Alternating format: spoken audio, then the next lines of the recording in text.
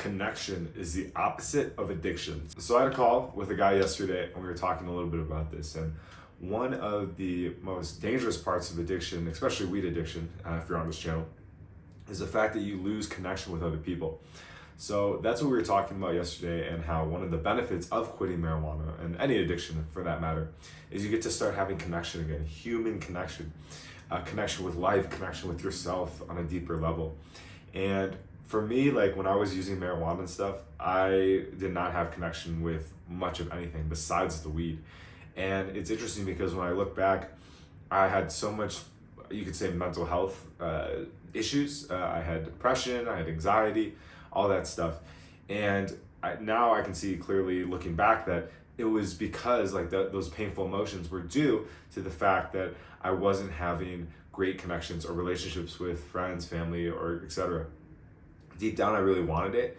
And if I had to be honest, in the moments, it was really scary because I was just so hooked on the weed that there was just no way I was going to even be able to talk to another person or have that connection. It was like that part of me was shut off, yet my mind and my heart wanted that still. So it was a very difficult yin yang kind of, no, not yin yang, because yin yang is a positive thing. It was a very kind of dualistic place I was in. Like, you know, spirit wanted this, but the body didn't.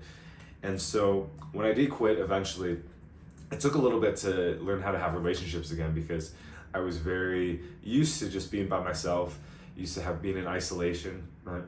Obviously using drugs all the time, so I didn't really know how to relate to people that weren't using, because most of my conversations with when I was using was talking about marijuana and stuff like that. So it took a little bit, but after a few months, I remember I just started to have little glimpses. After about the year mark was really when I started to get into the recovery community and develop deeper relationships with people. And it was amazing, man. It was amazing. It was great to be able to have friends again and have, you know, when I was using or when I was in college or something like that, or even high school, like my relationships were surface level, right? Mainly because I was hanging out with a bunch of kids like myself, and I didn't realize like the importance of hanging out with like adults, people that are like more mature. So there's always like some sort of drama. Like there's always like, you know, negativity or teasing or something like that from myself or from the other end. And when I got clean and I started having relationships and recovery, it was like none of that existed. People weren't mean anymore because everyone was like mature, to say the least, and it was really cool. So getting to have these sober relationships was awesome.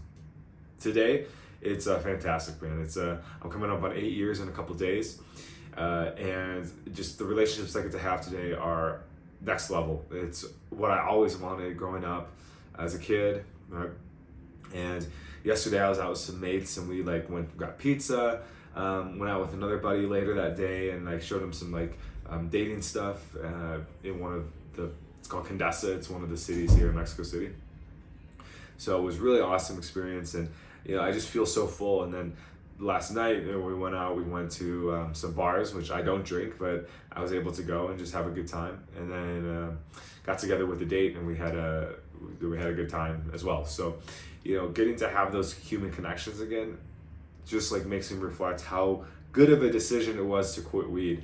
And I know a lot of people are on the fence, or you know, they haven't committed yet to the sobriety journey, and that's okay, right? It's a process to get sober. When I was quitting weed, it took a little while. It took a couple months of me weaning off slowly, going from dabs every day to dabs a little bit, to flower every day, to flower a little bit, and then eventually when I quit, I was able to go cold turkey because I'd already basically been living a good majority of my days without weed, so it wasn't as difficult as if I was going from, you know, 0 to 60 or 60 to 0, just like that. And you know, quitting weed, it's a process. And once I was able to do that, I just see now how powerful of a decision it was. So coming back, it's like if you're out there and you're struggling with weed addiction and you're like you don't have quite the motivation yet to quit, you know, just make little steps each day. Like try to go a few extra hours each day without weed, right? And really try to make as much progress as you can. In recovery communities, they say progress, not perfection, which is a really good line. I think it's a really good, you know, way to look at quitting marijuana, right? It's not a one and done thing. It's not a perfectionistic thing. I'm a little tired. It takes time. It takes consistent effort over time, but you can get there. You can get there, and if you keep working at it, a lot can happen in a year. It's like similar to work and business, right? They say, it's like, don't measure your success over the span of a year. Measure it over 5 to 10. So really starting to look at the big horizon of things can take some of the pressure off that, like, okay, I gotta quit weed today. Like, if I don't, like, my life's gonna go to hell. If you keep doing it for the rest of your life could be very miserable, yes. If you make progress though every single day and do at least one to three things that can benefit your life in a positive direction, you'll be very surprised how far you can come in a year versus just staying on the couch and smoking weed all day. So guys, the opposite of addiction is connection. You get to have those connections in recovery, however they look for you. For me, I really like dating, so that I get to have romantic relationships, which is something that I never got to have. Like, I had a girlfriend in high school for a year, and then that was it. Like, I never understood how to date. I had so much insecurity around women and how to talk to them. I didn't know. I was never taught.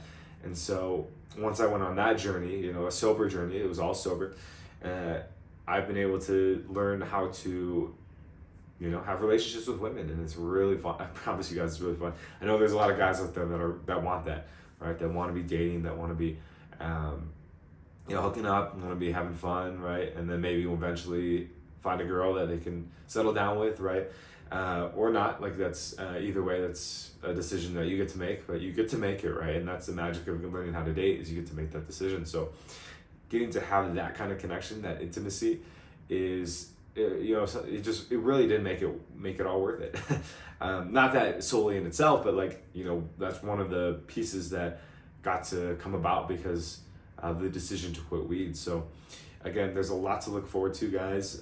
You can make a lot of progress quickly. You can change your life before you even know it, and eventually become somebody that looks, goes to bed at night and they're like, how is this my life? But not in the oh my God, how is this my life? Which is, I'm pretty sure a lot of you have said that before. Like, I know I said that, but it's like, oh my gosh, like, thank you, universe. Like, this is amazing. Like, I can't believe this. This is my life.